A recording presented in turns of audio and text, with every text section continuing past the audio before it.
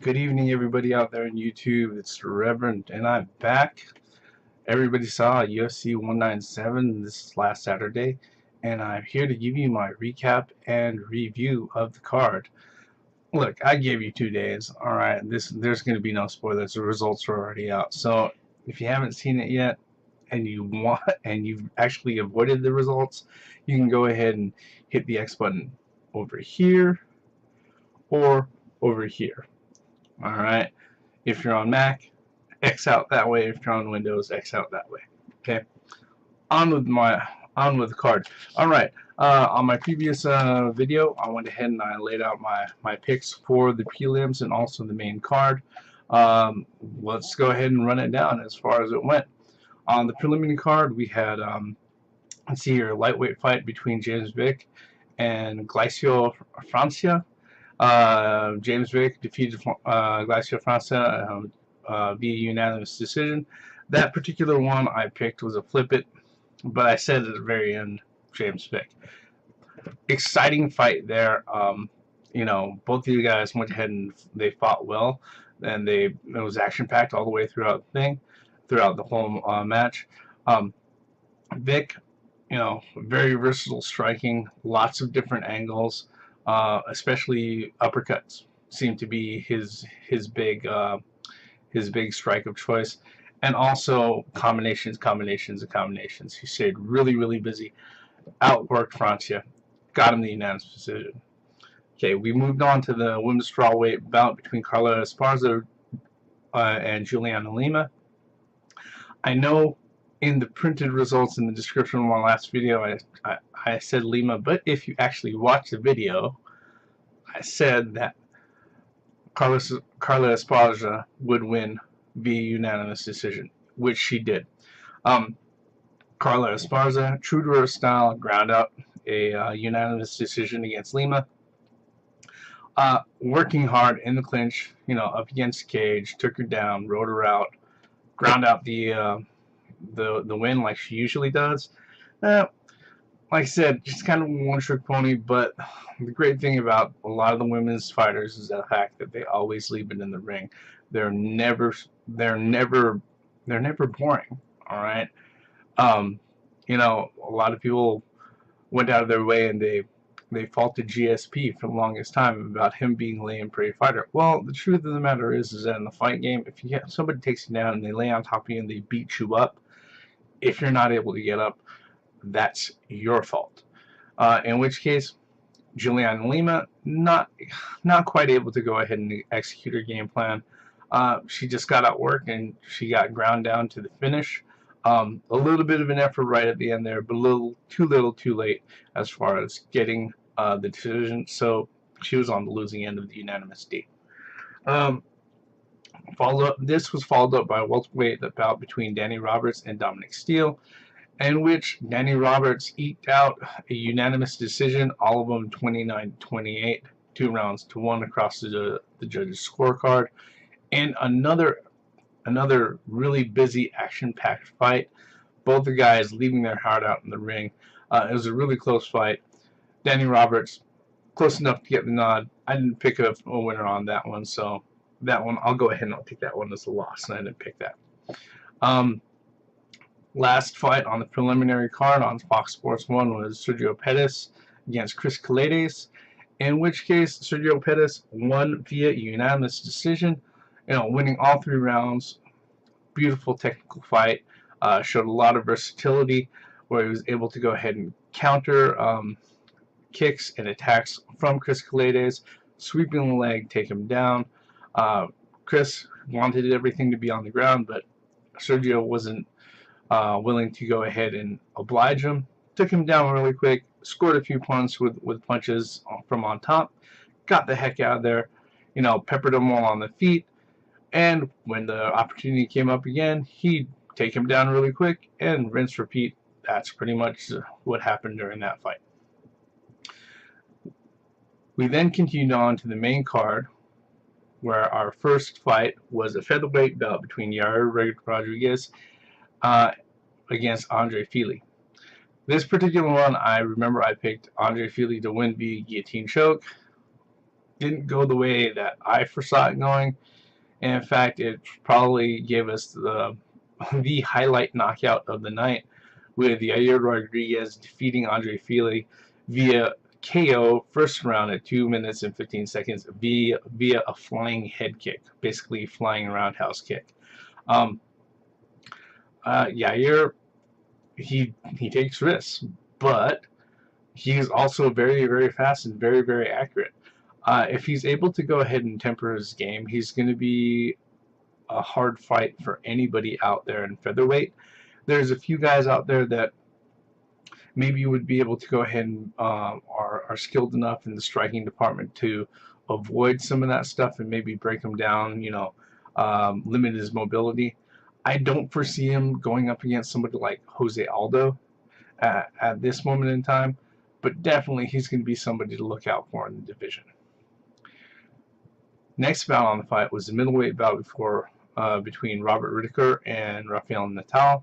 This particular one, I believe I picked Whittaker to win via TKO in round 2 or 3. He did end up winning, but it was via unanimous decision. All of the judges saw him winning the fight all the way through the scorecard. This one, again, another action-packed fight. Both the guys, both the guys were willing to stand up and trade and to go ahead and to box it out. And unfortunately, that played out to actually work against Rafael Natal. I said in the previous video that he's kind of fallen in love with his hands.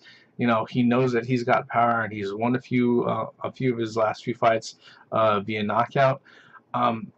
That didn't exactly work in his favor for this particular one. Robert Whittaker went ahead, he outstruck him, outworked him. Pepper would pepper him up, and he didn't get hit clean back, Unfortunately, Rafael Natal was willing to go ahead and just swing at his head. You didn't see too many of his leg kicks, which is actually a big part of his striking game. I don't know why he didn't do that, but it just didn't happen that way. So Whittaker via unanimous decision all the way through. All right, now we continue on to the lightweight bout between Edson Barboza and Anthony Pettis. On this particular one, I believe I said that Anthony Pettis was going to win via unanimous decision. This actually went the other way. Edson Barboza defeated Pettis via unanimous decision in a fight that saw Anthony rather controlled. He was it was like everything he had. There really wasn't anything that was surprising Edson. He really wasn't surprising Edson Barboza with anything at all, and it looked like, since they were so closely matched in speed, especially after Edson started kicking the crap out of his legs, Anthony just couldn't get anything going his way. I don't know what happened. Maybe he's trying to change up his style. I know that he had a different camp, or maybe he's just falling under the pressure of not being that guy when he feels like he should be. Maybe he's got a lot of mental pressure. Maybe a lot of, I don't know. There's something blocking him from being the world beater that we've seen him be before. In any case, didn't go the way that I planned it. I foresaw it to go. Edson Barboza defeated Anthony Pettis via unanimous decision. Okay. This brought us up to the first of the two co-main events, which was the flyweight title bout between Demetrius Johnson, the champion, versus the number 2 challenger, Henry Cejudo, who was undefeated up until this point. Well, I guess that pretty much tells you what exactly happened as far as the fight went. I called it was going to be a unanimous decision by Demetrius Johnson after grinding out the fight through Henry Cejudo by controlling him in the clinch and striking with him and avoiding his takedowns. Cejudo was actually able to go ahead and take Johnson down right early in the fight, right in the beginning. He wasn't able to hold him down, though, and once Johnson got back up, second time that they tied up, Johnson went to work with knees and elbows in the clinch. he was hitting that tie plum and clinching him up and moving around. As far as a lot of technique goes, Johnson is he's a physically gifted guy. That now he's a guy who uses his physical gifts in a very educated fashion. When he was tied up with Henry Cejudo, he just didn't sit there leaning against him. He was constantly turning him on angles, Even when his back was up against the cage, he was inching away, changing the angle from one place to the next. And right after he would change the angle, that side would be open for a knee. He'd unload a knee or two, or he'd pop him with his shoulder, or pop him with the elbow. He ends up stopping Henry Cejudo at 2 minutes and 49 seconds of round 1. TKO via knees and punches. Big John McCarthy had to run over, save Henry Cejudo right at the end, and saved him from any other damage.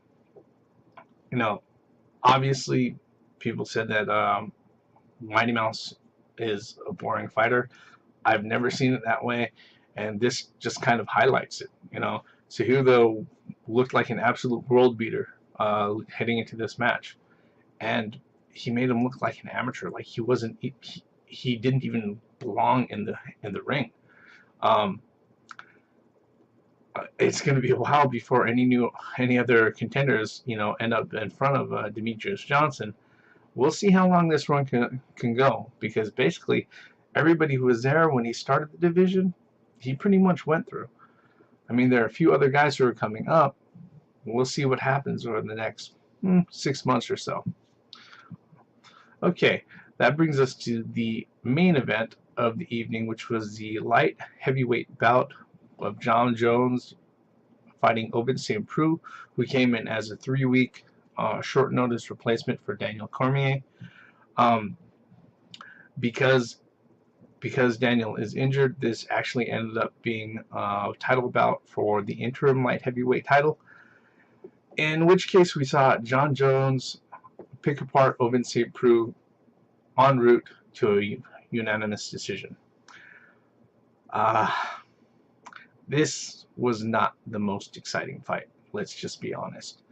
I don't know whether or not it was a confidence issue. Maybe St Preux was, starstruck. It just didn't seem like he was ever really there in the fight.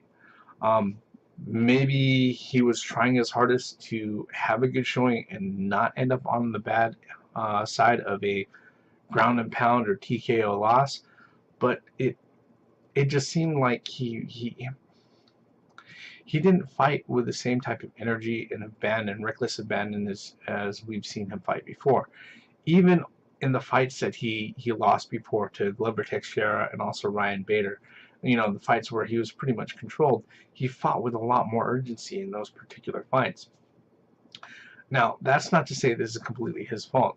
Jon Jones came back, and I don't know whether or not he was, very tentative, or he didn't want to be on, he didn't want to show up and have a bad showing, or he didn't want to show up and end up getting caught by OSP. But he just seemed like he didn't have that same, devil may care, risky type, throw caution to the wind type, energy that he usually fights with. Unfortunately, that just made it really, really boring. All I know is that I'm hoping that Daniel Cormier gets healthy, gets himself in shape, that they hook up soon enough to go ahead, champion versus interim champion, unify the title, determine who's the number 1 in the world, and let's go from there. But Jon Jones, as dominant as he's been in previous performances in the ring, as dominant as he's been in other fights, this was not his best outing. And that pretty much wraps up the UFC 197 pay-per-view. This is my short review and recap of it. It looks like, as far as picking winners goes, with this particular event, I've got myself 6 out of 9. not too bad, but not quite exactly the way I was expecting the results to go. Hey, if I was a betting man, maybe I'd be up in Vegas, but I'm not. Picks are fun to make, though. With that, thank you, YouTube, for spending the last 15 minutes with me. If you liked this video, hit subscribe, hit the like button, leave a comment below. If there's anything I've missed, I'd love to hear it. If there's any matchup for any of these guys that you want to go ahead and see, fantasy booking, whatever, throw it out. I'll go ahead and I'll discuss it, because all of this is fun to discuss. And if we get into discussion back and forth, it's kind of like parlaying, getting into a match over the internet. And as you know, with every fighter in every match, it doesn't matter if you're the better fighter. You don't have to be the better fighter all the time. You just have to be the better fighter the night of your match. With that, have a good night. Let's get scratching.